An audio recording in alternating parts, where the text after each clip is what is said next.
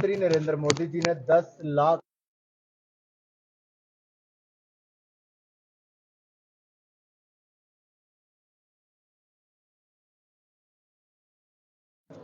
होगी सर। जी चलिए पीछे बोलना पड़ेगा, बोलो थोड़ा शांत हो जाओ अंदर से, उनका आवाज कैरी करेंगे। रोलिंग जी जी चलिए। सर, रोजगार मेला के माध्यम से रोजगार दिए जा रहे हैं, अभी तक क्या स्टेटस है पूरे देश में? आज देश के लगभग 43 स्थानों पर रोजगार मेला का आयोजन किया गया और 70,180 से ज्यादा युवाओं को सरकारी नौकरियों के लिए नियुक्ति पत्र दिए गए। ये छठा रोजगार मेला था। पहला 22 अक्टूबर 2022 को लगा, जिसमें 75,000 नौकरियां देने का कार्य हुआ। उसके बाद अगले सभी 5 मेलों में 70,000 तो कहीं 71,000 नौकरियां देश के युवाओं को सरकारी क्षेत्र में दी गई और 10 लाख नौकरी हम इस वर्ष देकर पूर्ण करें। मोदी जी की सरकार जहां रोजगार स्वरोजगार के नए अवसर खड़े कर रही है, वहीं विदेशी पूंजी निवेश भी पिछले 2 वर्षों में रिकॉर्ड स्तर पर गया है।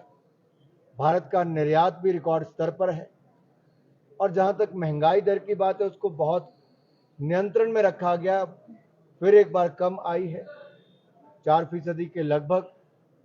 ये अपने आप में दिखाता है कि सरकार के जो कदम हैं वो सही दिशा में उठ रहे हैं। जहां एक और रोजगार उत्पन्न हो रहा है, वहीं रोजगार स्वरोजगार के अवसर भी खड़े हो रहे हैं। सर, सुक्खू सरकार के 6 महीने का कार्यकाल को आप किस तरह से देखते हैं? ये मेरा देखने का नहीं है, मेरा मीडिया से अनुरोध है कि जाकर पूछे किसानों से जिनसे वायदा किया था कि 100 रुपये लीटर दूध खरीदेंगे, 2 रुपये किलो गोबर खरीदेंगे, महिलाओं के खाते में 1500 रुपये डालेंगे, बिजली के बिल बंद हो जाएंगे, क्या इसमें से एक भी गारंटी पूरी हुई? ये उतनी ही फेल हुई जितनी कांग्रेस पार्टी।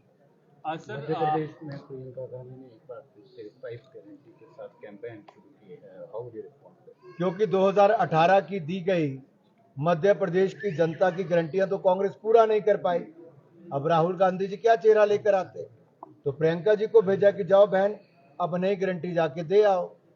पिछली बार कहा था सभी किसानों के 10 दिन के अंदर कर्जे माफ करेंगे, इनकी सरकार रही, कर्जे माफ नहीं कर पाए। इनके ही विधायकों ने विद्रोह किया कि मुख्यमंत्री झूठ बोलते हैं और उनके साथ नहीं रहे। इन्होंने युवाओं से कहा था कि बेरोजगारी भत्ता देंगे, नहीं दिया, तो वहां पर भी इनके ही विधायक मध्य प्रदेश में छोड़कर चले गए क्योंकि इन्होंने गारंटी पूरी नहीं की। राजस्थान की भी ये हालत है कि रोज नया घोटाला देखने को मिलता है, रोज नौकरियां निकलती हैं लेकिन कैंसिल करनी पड़ती हैं इंटरव्यूज, क्योंकि घोटाला होता है, पेपर लीक हो जाते हैं। इन्हीं की सरकार के वरिष्ठ नेता सचिन पायलट जी को सड़कों पर उतरना पड़ता है अपनी सरकार के भ्रष्टाचार के खिलाफ, युवाओं के साथ किए गए धोखे के खिलाफ, किसानों के साथ किए गए धोखे के साथ। तो कांग्रेस की गारंटियां तो हर राज्य में फेल हुई है और अपने अपने राज्यों को कर्जे में डुबोने का काम भी किया है। मुझे पूर्ण विश्वास है, सुक्खू जी जितने कॉन्फिडेंट नजर आ रहे हैं, तो ये सरकार आगे से कोई कर्जा नहीं लेगी, हिमाचल प्रदेश का कर्जा भी कम करेगी, अगले 5 वर्षों में कर्जा मुक्त करेगी और मेरी बहनों के खाते में जो प्रदेशवासियों को कहा था 1500 रुपये ब्याज समेत पिछले 6 महीने के इस महीने आने शुरू हो जाएंगे। 2 रुपये किलो गोबर जो ढेर लगा उसको खरीद लिया जाएगा। 100 रुपये लीटर दूध कल से ही कांग्रेस की प्रदेश की सरकार खरीदना शुरू कर देगी, क्योंकि 6 महीने बीत चुके हैं, अब तो हनीमून पीरियड भी ओवर हो गया भाई। सर, आर्थिक स्थिति स्टेट की ठीक नहीं है। कुछ कर्मचारियों को अभी तक सैलरी नहीं मिल पाई है, एचआरटीसी की अगर बात कर लें, और 1000 करोड़ के शायद उनकी गारंटी में पेंशनर्स को पेंशन देना और सरकारी कर्मचारियों को उनका वेज देना, अब ये कहेंगे हमारी गारंटी में नहीं। क्या कितना इंतजार पेंशनर्स को और सरकारी कर्मचारियों को अपनी पेंशन और अपनी वेज के लिए करना पड़ेगा, सैलरी के लिए करना पड़ेगा। सर, सरकार कह रही है कि सेंटर से मदद नहीं मिली है, कर्ज की लिमिट कम की है और जो प्रोजेक्ट्स है उसमें भी लिमिट किस तरह का लगा दी गई है। देखिए, FRBM एक्ट किसी एक राज्य के लिए नहीं, पूरे देश के लिए और उसमें छूट 3% से बढ़ाकर 3.3% तक करने का भी और आगे बढ़ाने का काम भी कोविड के समय हुआ था कि सरकारें और पैसा खर्च कर सकें, लेकिन फाइनेंशियल क्षेत्र में फिजिकल डेफिसिट को अंडर कंट्रोल रखना हर सरकार की जिम्मेदारी है।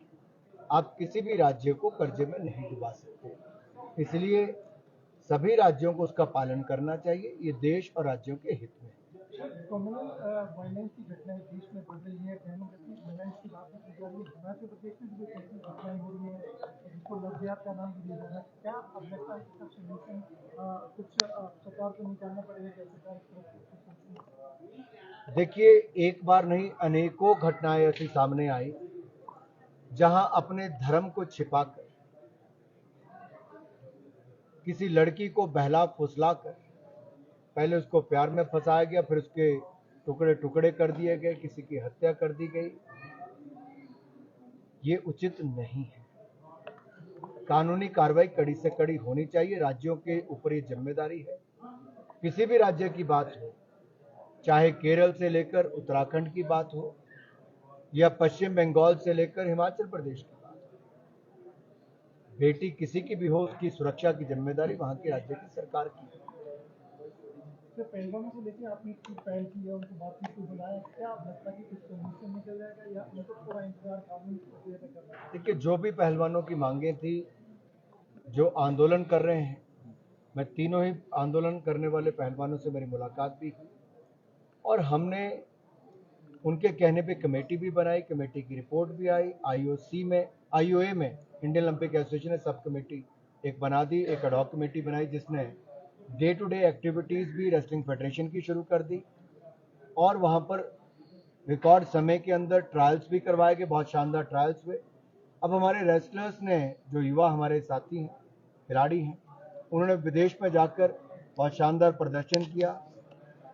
अभी टूर्नामेंट चल रहा है और यही नहीं, जो पुलिस है वो भी अपनी जांच बड़ी तेजी के साथ, निष्पक्षता के साथ कर रही है, पारदर्शी तरीके से कर रही है और जल्द चार्जशीट वो दायर करेगी और कोर्ट उसके बाद अपना निर्णय सुनेगी। 2024 की तैयारियां शुरू होगी, लेकिन नीति तक अलग गठबंधन बनाने की तैयारी भी होगी। लगभग जो तमाम जो विभिन्न थे वो एकजुट हो रहे हैं। क्या इस चुनौती बन पाएंगे 2024? जहां ना नेता हो, ना नीति हो और नीयत में भी खोट हो, ऐसा विपक्षी गठबंधन जो भ्रष्टाचार के अपने मामलों में चेहरा नहीं छिपा सके, आज वो एक मंच पर इकट्ठा होने की बात करते हैं, लेकिन कोई नीति नहीं, कोई सोच नहीं, ना ही इनका भविष्य वैसा है। लेकिन लोकतंत्र है, इनको अधिकार है, जितने मर्जी साथी जोड़ें, लेकिन लोग देखते हैं कि एक और नकदी के बदले नौकरी, नकद दो नौकरी लो,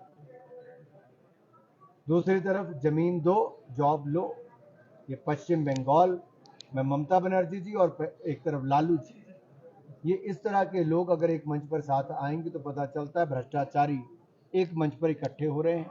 और पश्चिम बंगाल को तो आज हिंसा के नाम पर ही जाना जा रहा है, अत्याचार के नाम पर, भ्रष्टाचार के नाम पर।